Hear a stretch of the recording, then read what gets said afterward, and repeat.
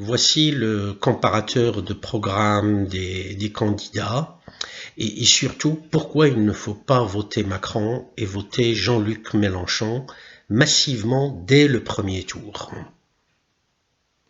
Cette analyse est basée sur ce que j'ai pu voir dans le comparatif du Monde qui a été diffusé.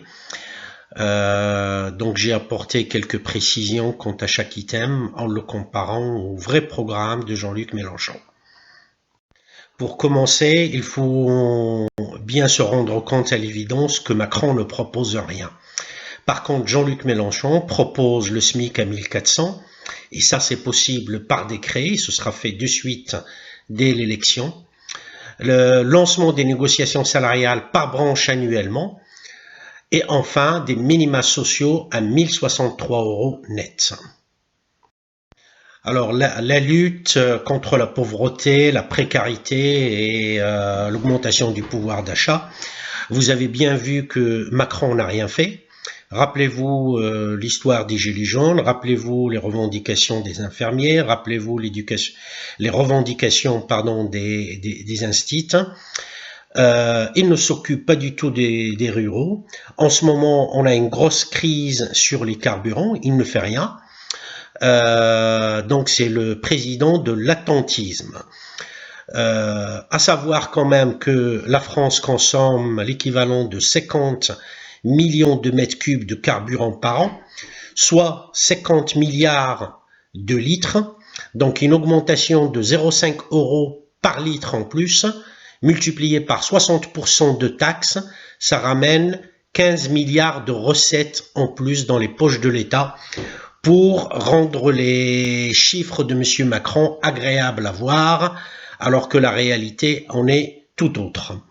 Alors que va faire M. Mélenchon? Donc d'abord le blocage des prix des énergies, électricité et gaz, revenir au prix du carburant à 1,40 € le litre, et voir si possible si on peut faire mieux, bloquer les prix de première nécessité comme c'est fait dans les dom-toms, et enfin décréter l'urgence sociale pour pouvoir mettre tout ça en place.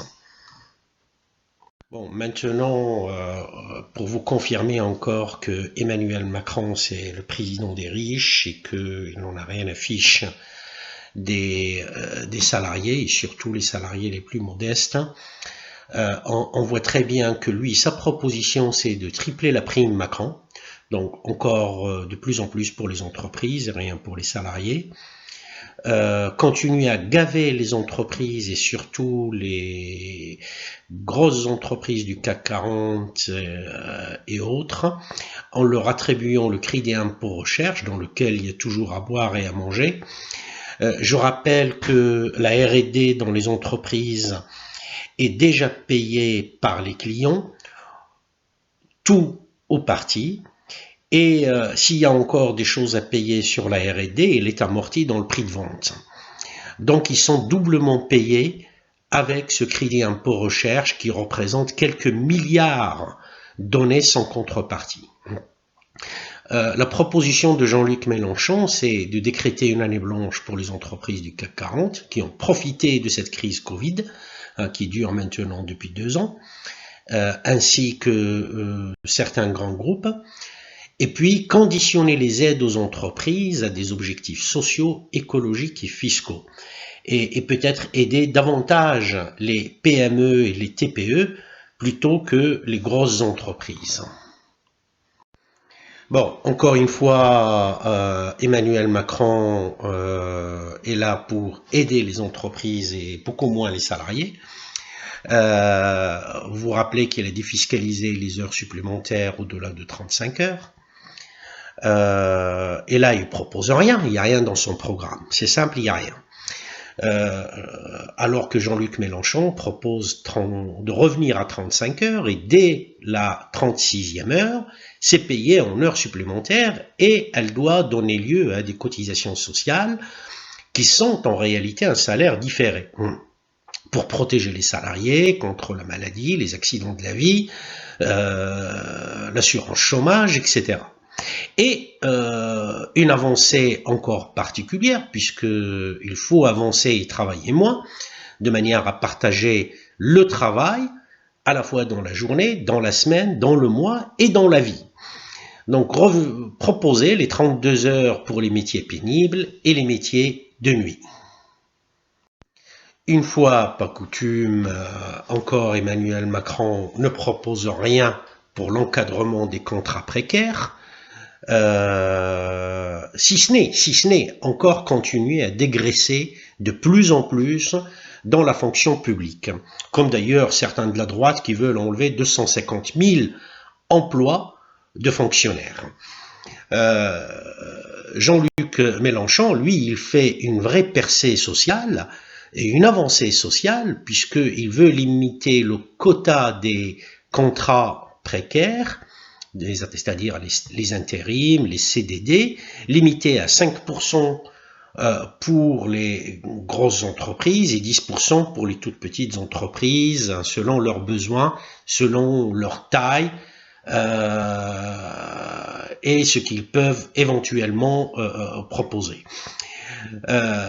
Au-delà de ça, sachez que nous avons 800 000 contractuels de la fonction publique, et je peux en parler en toute aisance, puisque autour de moi et dans ma famille, j'ai des gens qui travaillent pour la fonction publique, et qui enchaînent CDD sur CDD, ce qui veut dire qu'ils ne peuvent pas prétendre à une vie normale, à se projeter, à construire leur avenir, alors que ce sont des gens qui sont voués pour la fonction publique.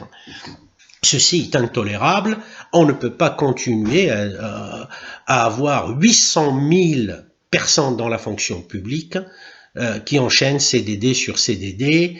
L'État se doit d'être exemplaire quant à la protection du travail. Maintenant, je vais vous parler de la retraite. Vous vous rappelez l'épisode pour lequel bon nombre de personnes sont sorties dans la rue, que Emmanuel Macron et ses ministres n'ont même pas prêté attention ou daigné y répondre, à force de nous répéter qu'il faut faire, qu'il faut faire, qu'il faut faire, avec un monsieur Delevoye aussi honnête qu'il peut en vouloir donner l'image, alors qu'il ne l'est pas du tout. Il avait des intérêts contradictoires et des conflits d'intérêts sur d'autres postes.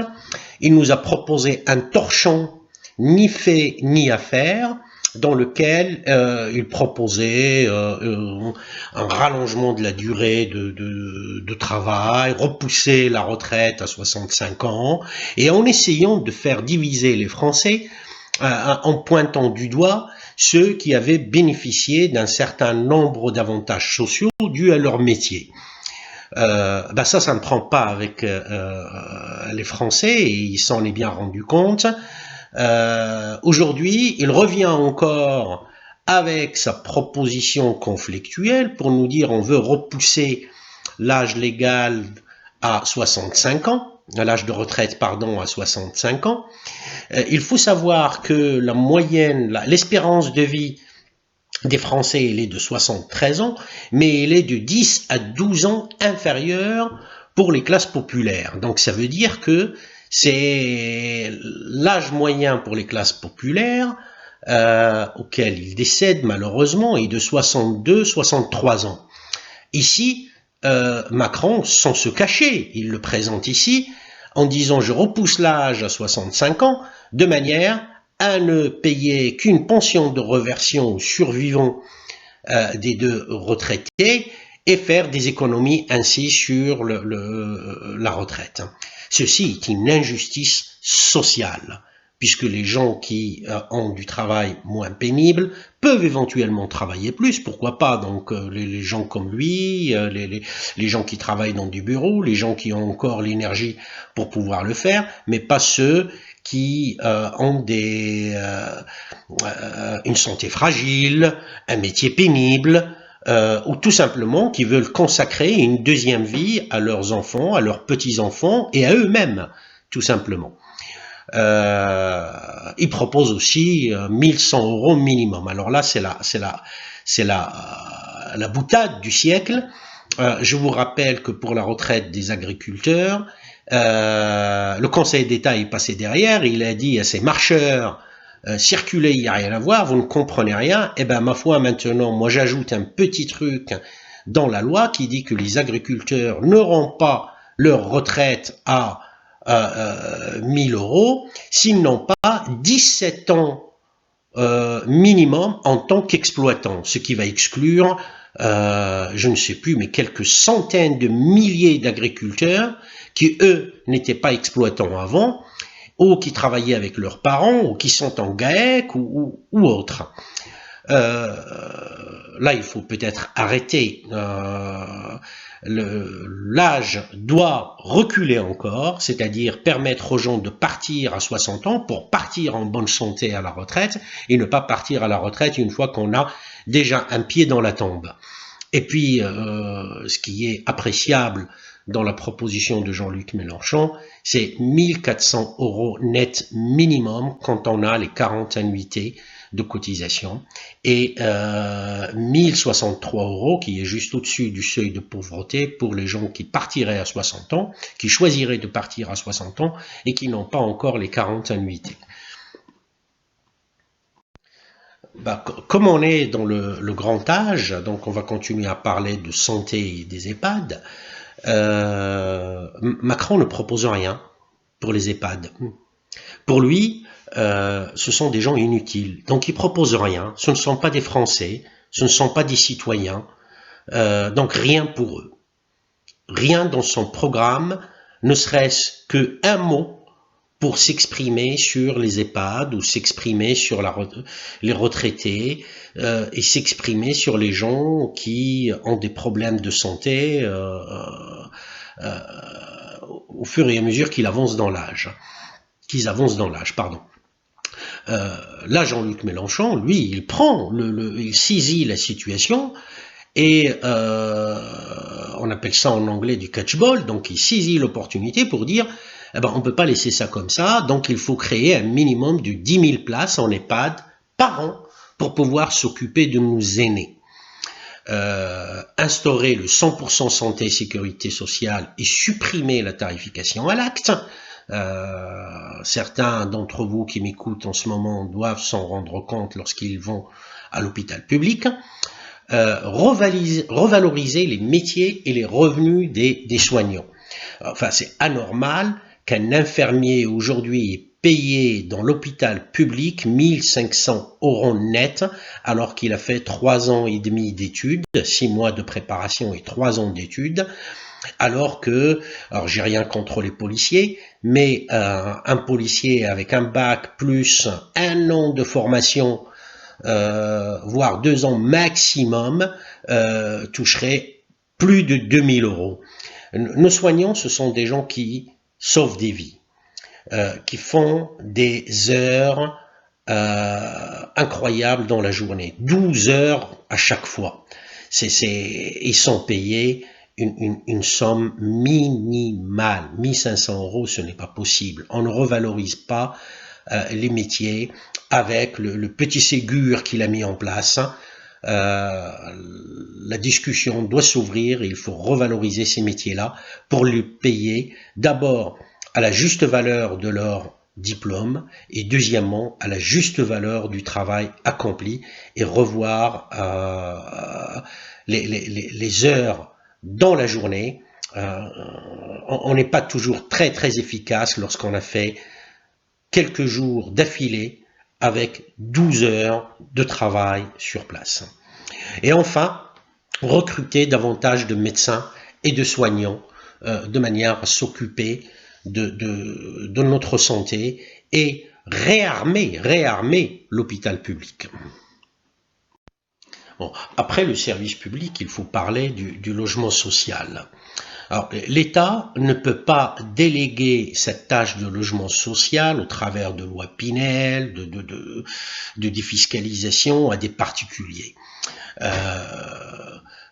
Si on regarde que propose Macron, malgré ses promesses qu'il avait faites, il n'a même pas daigné d'ailleurs se présenter devant la Fondation Abbé Pierre pour parler du logement social. Non, rien. Rien, ça veut dire, encore une fois, que les Français qui n'ont rien, ben, n'auront rien, ou presque. Jean-Luc Mélenchon, encore une fois, s'engage auprès de la population. Il faut créer 200 000 logements par an, et c'est un engagement qui est pris. Donc passer à 30% de logements sociaux, hein, accorder des aides publiques pour les HLM et bloquer les loyers et les charges. J'ai souvenir d'avoir entendu quelqu'un qui est un garagiste sur une antenne télé et qui disait, moi j'ai investi dans un logement que je loue, ben ma foi, si les charges et les coûts sont limités, ça ne me dérange pas de bloquer les loyers et les charges, voire les diminuer. Eh ben, il faut aller dans ce sens-là. L'assurance chômage. Bon, on a beau entendre dire que c'est une allocation chômage, c'est comme si on allouait à quelqu'un, on donnait à quelqu'un. Maintenant, je crois que on l'appelle aussi indemnité. Non, il faut revenir à l'essentiel. Ça, c'est une assurance chômage. C'est comme ça que c'est écrit dans la loi. C'est comme ça que c'est écrit sur vos bulletins de paye. Donc, vous cotisez. L'entreprise cotise aussi, de manière à pouvoir faire face en cas de coup dur, en cas de licenciement et au cas où on se retrouve au chômage suite à un contrat CDI ou CDD ou de l'intérim. Donc, c'est la raison pour laquelle cette réforme qui a été mise en place par Macron et Madame Borne, c'est une réforme injuste. Il l'a passée en force pendant la période Covid. Et malheureusement, il profite encore du fait que les Français sont divisés parce que des chômeurs, ils ont tellement honte qu'aujourd'hui, en les pointant des doigts, ils n'osent même pas aller manifester puisqu'on va leur dire, bah, bande de feignants, vous ne travaillez pas.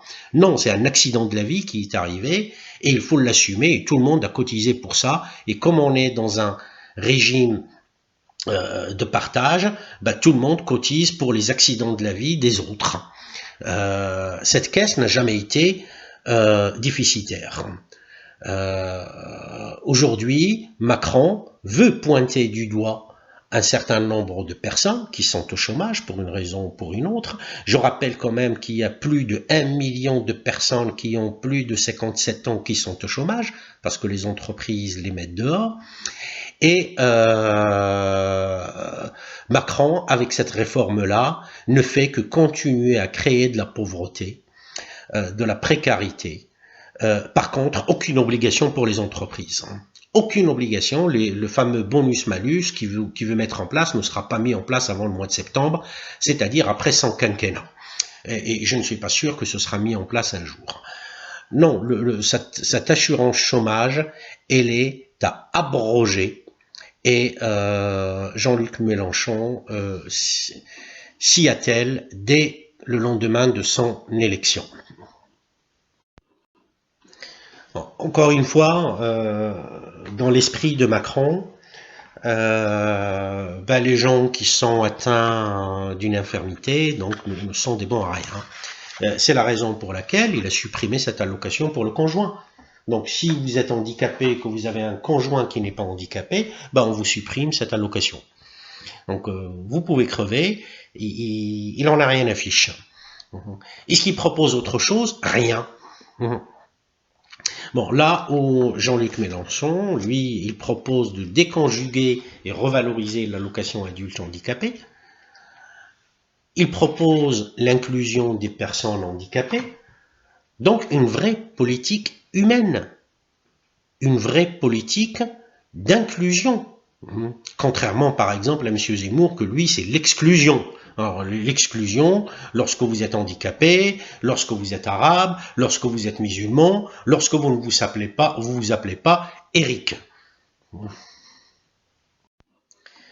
Le comble de tout est ce que Macron avait annoncé récemment sur les études supérieures.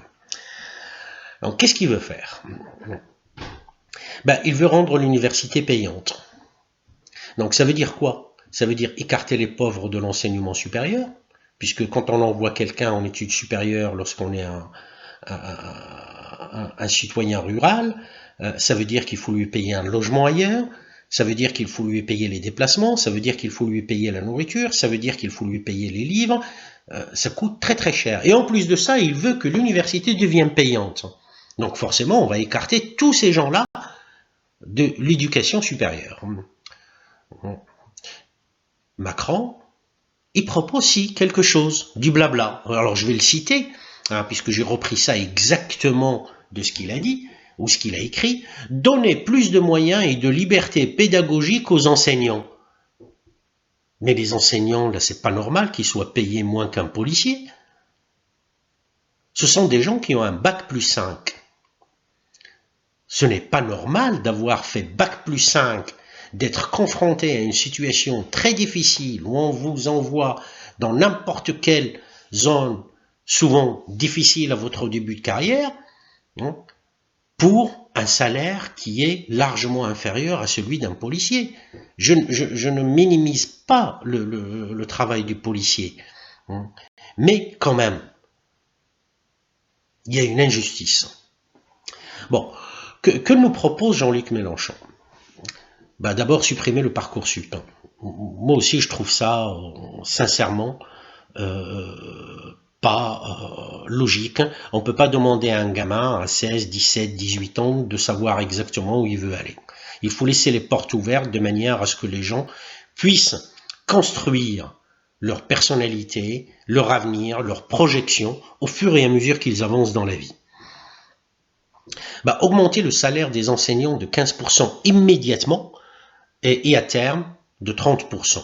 Donc les 15% restants, ce sera à négocier avec les organisations syndicales. Réduire les effectifs par classe à 19. Moi, je peux vous assurer que je donne des cours à des gamins, quand j'en ai 4 ou 5 pour les préparer au concours d'entrée aux grandes écoles ou au baccalauréat. C'est beaucoup plus efficace avec 4-5 personnes. Et je ne suis pas un professionnel. Donc des professionnels, réduire les effectifs dans leur classe à 19, ça permet de mieux transférer le savoir et deuxièmement, mieux s'occuper de ceux qui auraient quelques difficultés. Et la mesure, s'il y a des étudiants qui nous écoutent, ou des lycéens qui sont dans un lycée professionnel, ils devraient regarder ça de très près. Moi, je trouve que c'est la mesure du siècle. 1063 € par étudiant et par lycéen qui fait un parcours professionnel à partir de 16 ans. Ça lui permettrait de se consacrer à ses études au lieu de travailler la nuit, de travailler le week-end et parfois d'abandonner ses études parce qu'il n'y arrive pas.